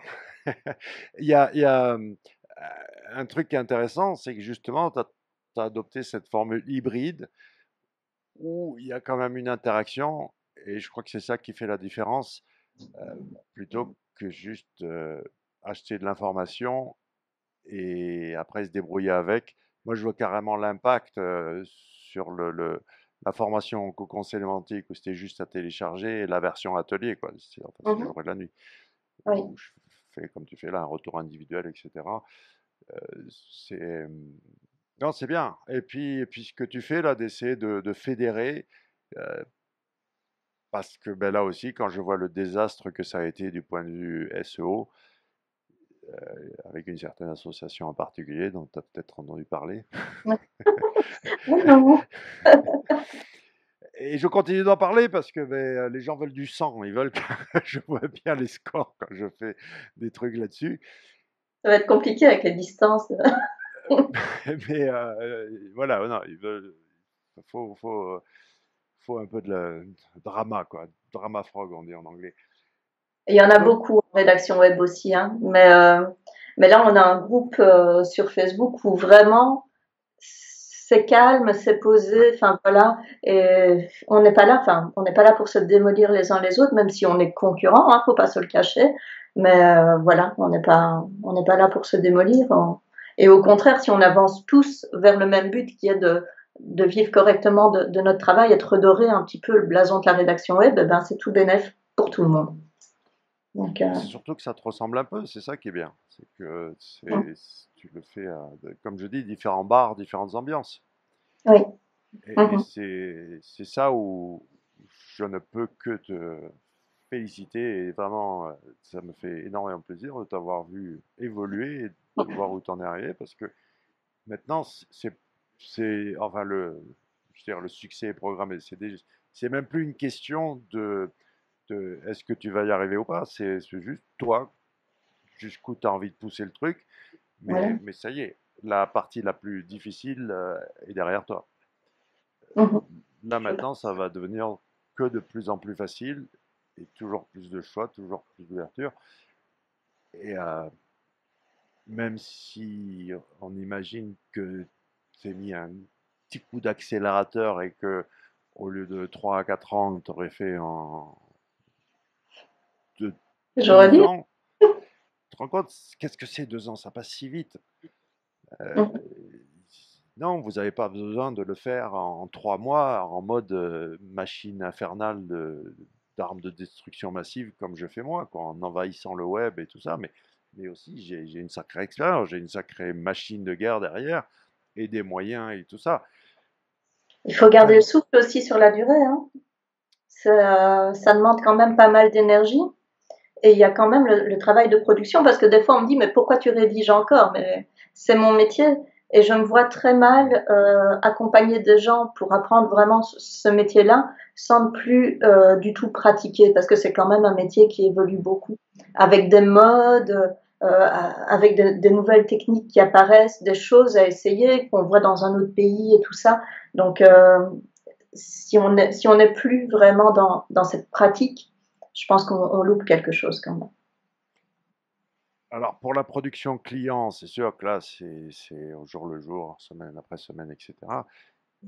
Un conseil au niveau personal branding, si vous mettez en place un calendrier éditorial, si vous faites ça bien comme il faut, mais mon secret, moi, c'est que tout est prêt un an à l'avance. Ouais, je sais, tu l'avais déjà dit. Mais Ah, mais, on a aussi des clients qui, quelquefois, aiment bien quand ça sort tout chaud de leur tête, c'est maintenant. mais l'un n'empêche pas l'autre. Oui, ben, bien sûr, bien Regarde, sûr. les seuls trucs qui sont en TRL là, sur SEO Conspiracy, c'est les news tous les mardis. Mhm. Ça, c'est 1 heure de boulot de ma part, 1 heure de boulot pour Stéphanie. C'est que dalle dans la semaine, d'accord? Mhm. Mais là, je suis en train d'enregistrer SEO Stories où on enregistre l'histoire du référencement. Mhm. Alors, ça va pas être toutes les semaines parce que c'est quand même des contenus un peu longs. Donc, au lieu d'en avoir 52, je pense qu'on va faire la moitié. Mais là, j'arrive au bout. Mais il y a pas, le premier ne va pas sortir tant que j'ai pas l'année entière.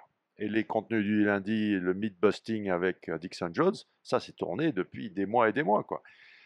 Oui, mais là, alors, tu vas un peu à contresens de ce qui se dit beaucoup en disant testez d'abord, voir si ça plaît, plutôt que de vous lancer dans un travail de longue haleine et puis, ben, risquer de vous planter. Ouais, mais ça, C'est vrai ça que, fait 12 ans que je fais ça, du oui, donc, podcast et du je machin, pense que d'accord? Et au niveau tu sais branding, plus ou moins où tu vas.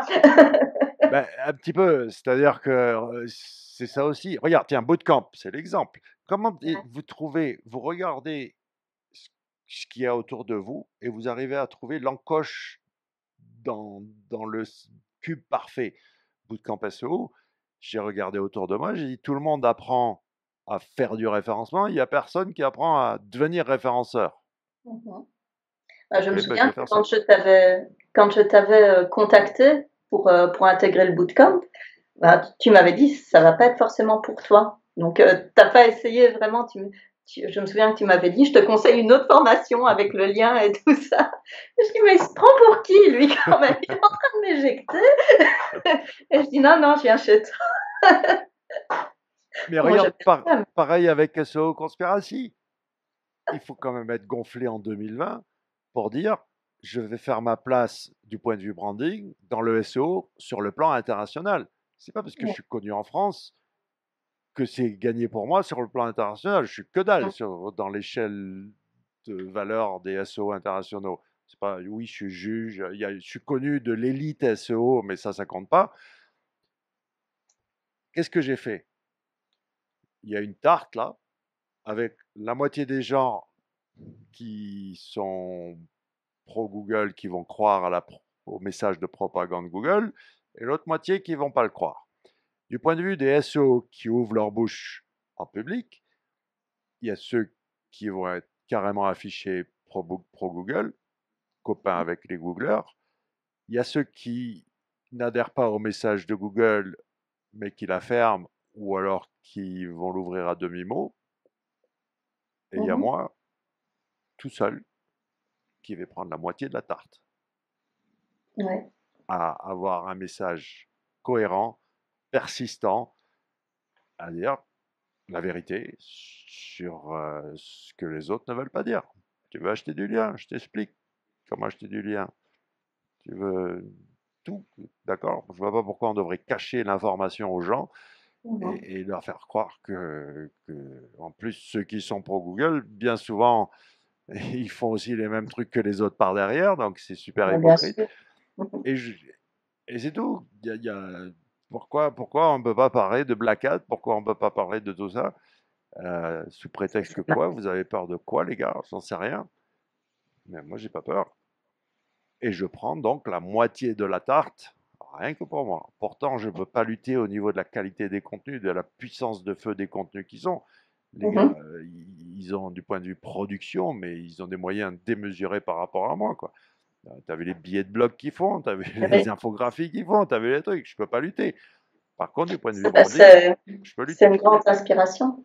Je crois qu'on doit vraiment s'inspirer de ce qui se fait là-bas aussi, hein, pour nos contenus. Moi, je trouve qu'on est quand même un petit peu frileux sur ce qu'on fait. Maintenant, c'est une question aussi euh, d'approche. Hein. C'est vrai qu'on est peut-être moins rentre dedans, moins expansif et tout ça, c'est sûr.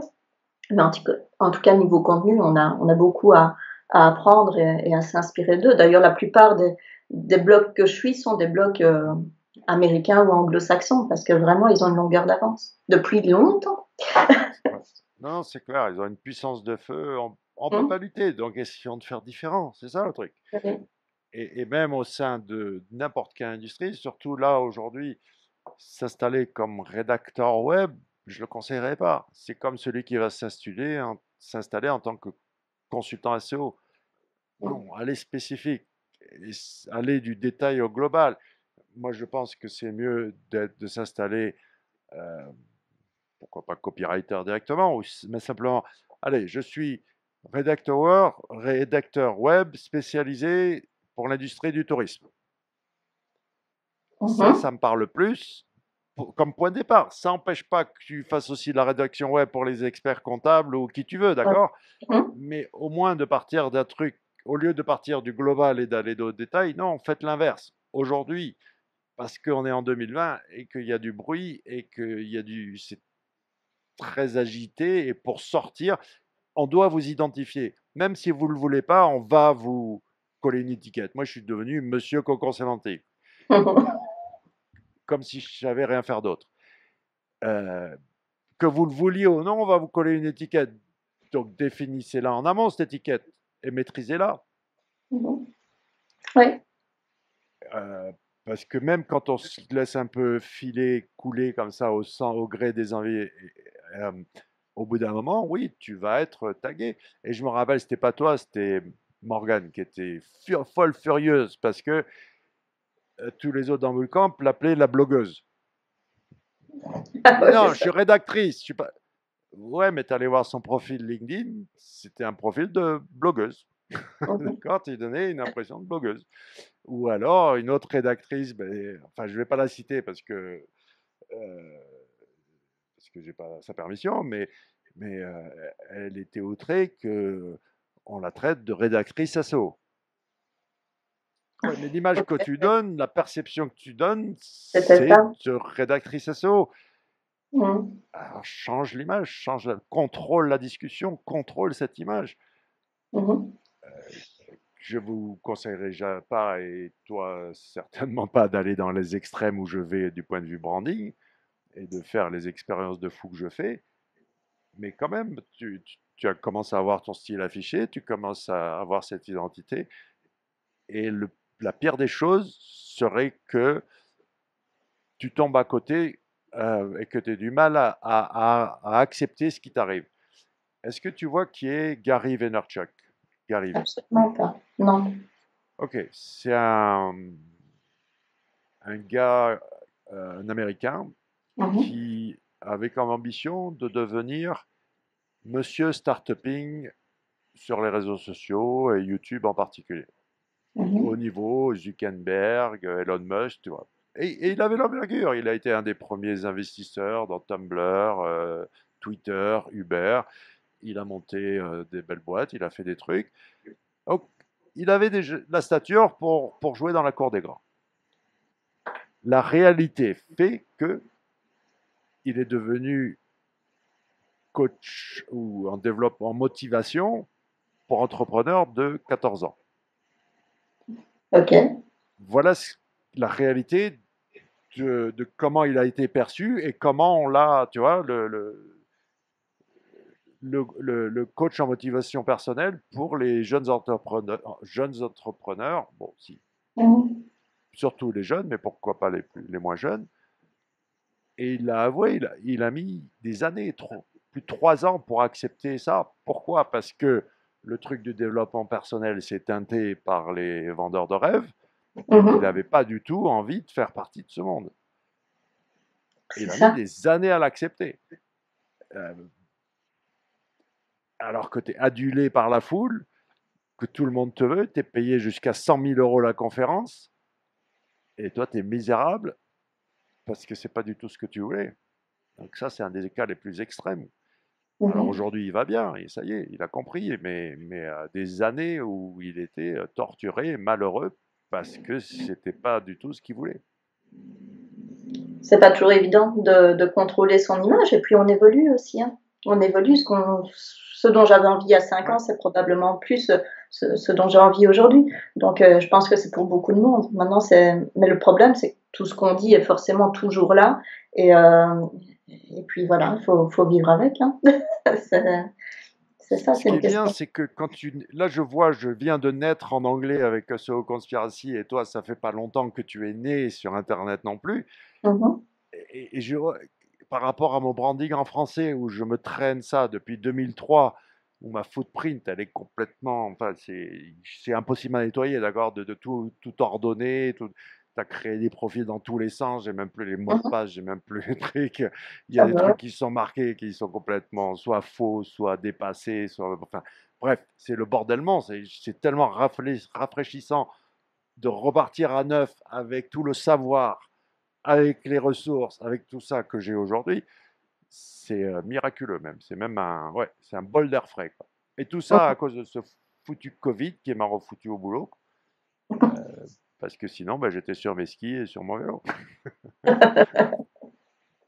Ouais, comme quoi, il n'y aura pas eu que du mauvais avec ça. Mais pour finir sur cette note, parce que ça fait quand même 1 heure et demie là, arrêtons de nous plaindre. On travaille sur Internet, justement, quand on compare avec ce qui se passe autour de nous. On a de la chance. Je crois que, d'accord, on n'a pas le droit de se plaindre. C'est pas possible. Ça évolue constamment. Du travail, il y en a. On peut, il y a le fait de plus être vraiment boulot, métro, dodo, de pouvoir gérer ça aussi. Mais maintenant, à savoir que je travaille énormément, hein, c'est pas ça que je veux dire, mais en tout cas, il y a cette liberté de faire les choses à ta façon, euh, de se lever, de prendre sa douche, d'être directement au travail. Et ici, avec 1 heure et demie de bouchon pour aller travailler, c'était juste l'enfer. Donc, Ouais. il y a des tas d'avantages à travailler sur Internet. Et puis, enfin, maintenant, comme on dit, hein, la plupart des métiers dans 20 ans, 80% des métiers dans 20 ans n'existent pas encore. Bon, j'ai bon espoir que Internet existe toujours, donc je C'est pense qu'on neuf, est, nous, ça fait à 20 ans, notre métier. voilà, Mais donc ça surtout avec fait. le savoir que tu as, que ce soit référencement, rédaction, tu pourras jamais mourir de faim. Tu pourras monter des sites, tu peux faire de l'affiliation, tu peux vendre des sites, tu pourras toujours te débrouiller. euh, Avec le travail, ça va le faire. Alors que d'autres n'auront pas cette chance. Même s'ils travaillent comme des fous, là, c'est la fin. Enfin, ça fait que commencer le désastre, là, du point de vue économique. Donc, Ouais. restons sur cette note positive où on est quand même, même si tout n'est pas rose et qu'il y a beaucoup de gens qui se plaignent, etc., etc. on- Et surtout, je le dis, je le répète, là, je le sais et j'ai toujours raison. La rédaction web, là, c'est le moment. Le timing est impeccable. C'est Mm. maintenant que vous devez vraiment le prendre au sérieux parce que du côté client, il commence à réaliser qu'il faut le prendre au sérieux. Et une page à 500 euros, ça devient une réalité. Absolument, ça oui, D'accord. oui. Ça, là-dessus, y a pas de doute. Et de plus en plus.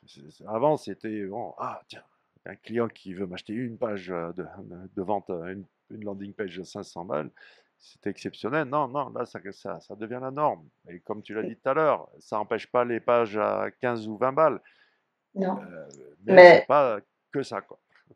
bah, c'est ça. Faut juste se dire aussi qu'en fait, il n'y a pas que l'écrit, il y a tout l'accompagnement à côté. Tu vas passer du temps avec le client, Mm. tu vas aller creuser vraiment ce qu'il a comme idée et tout ça. Et c'est ça qui fait le prix. C'est pas forcément euh, la rédaction en elle-même, c'est tout le côté psychologique qu'il y a autour. Et donc, il Exactement. faut vraiment se retirer, arrêter de vouloir enchaîner des mots, arrêter de facturer Ouais. au mot, c'est du n'importe quoi. Euh, Ouais. L'important, c'est vraiment ce qu'on va chercher dans le cerveau du client et puis pouvoir le retranscrire. Ça, c'est ça 100%. qui se paye. C'est ça qui se paye. Mhm. Bon, Audrey, on ferme la boutique. Ben, je pense, hein. Non, c'est très intéressant et à la limite, on pourrait faire un follow-up pour voir après comment ta formation va forcément évoluer vers autre chose. Et je pense qu'on... Ouais, ouais, on va... C'est ton premier, mais pas ton dernier. On reste en contact. De toute façon, je suis le lancement de tes périscopes toujours foireux, donc je suis là, dans l'ombre, mais je suis là. Ouais, mais bon, encore une fois, je te dis, ça, c'est des... Ça fait parmi de... Mais C'est maintenant, mes pièces de théâtre. ça fait partie de ton branding. Dans 20 ans, tu te diras, mais comment je peux effacer ça? Euh, Regarde, j'ai commencé le VTT de descente à 45 ans et j'ai documenté que mes échecs. J'ai posté sur ma chaîne YouTube que mes chutes. Oui, mais il y en a eu des belles, hein, ça valait Ouais. le coup quand même. Mais tu vois l'état d'esprit du mec, où tous Ouais, les ben, autres vont poster juste ce qu'ils arrivent à faire de bien avec leur vélo. Moi, dès le départ, j'ai dit, non, je vais documenter toutes mes chutes. C'est ça qui est rigolo, quoi. ben, toi, autant de vidéos gag, t'aurais eu les 1000 francs. Exactement. Donc, je vous dis pas d'aller dans ces extrêmes, mais inspirez-vous un petit peu aussi de ne pas avoir peur d'exposer vos vulnérabilités en amont. Comme ça, personne après pourrez jamais vous faire prendre à l'envers parce que vous avez déjà tout exposé en amont. Ouais, bon, là, ça devient un peu high level au niveau branding, c'est autre chose. Allez, on termine sur effectivement Internet. Ça ne fait que commencer. La rédaction web, le timing, c'est maintenant. Ça a été douloureux jusqu'à présent. Là, ça commence à devenir pour de vrai, sérieux. Tu es au bon endroit au bon moment. Et ma chère Audrey, la raison numéro 1 du succès, ça s'appelle le timing. Eh ben, super alors. Super, super. Je croise les doigts, hein. Moi, je sais que Bien, ça va merci. le faire. Merci pour l'invitation, en tout cas, c'est sympa. Mais c'est moi qui te remercie de venir. Et merci à vous d'avoir regardé. Et surtout, un article pour le web.fr. Foncez, je recommande chaudement. Merci. Merci.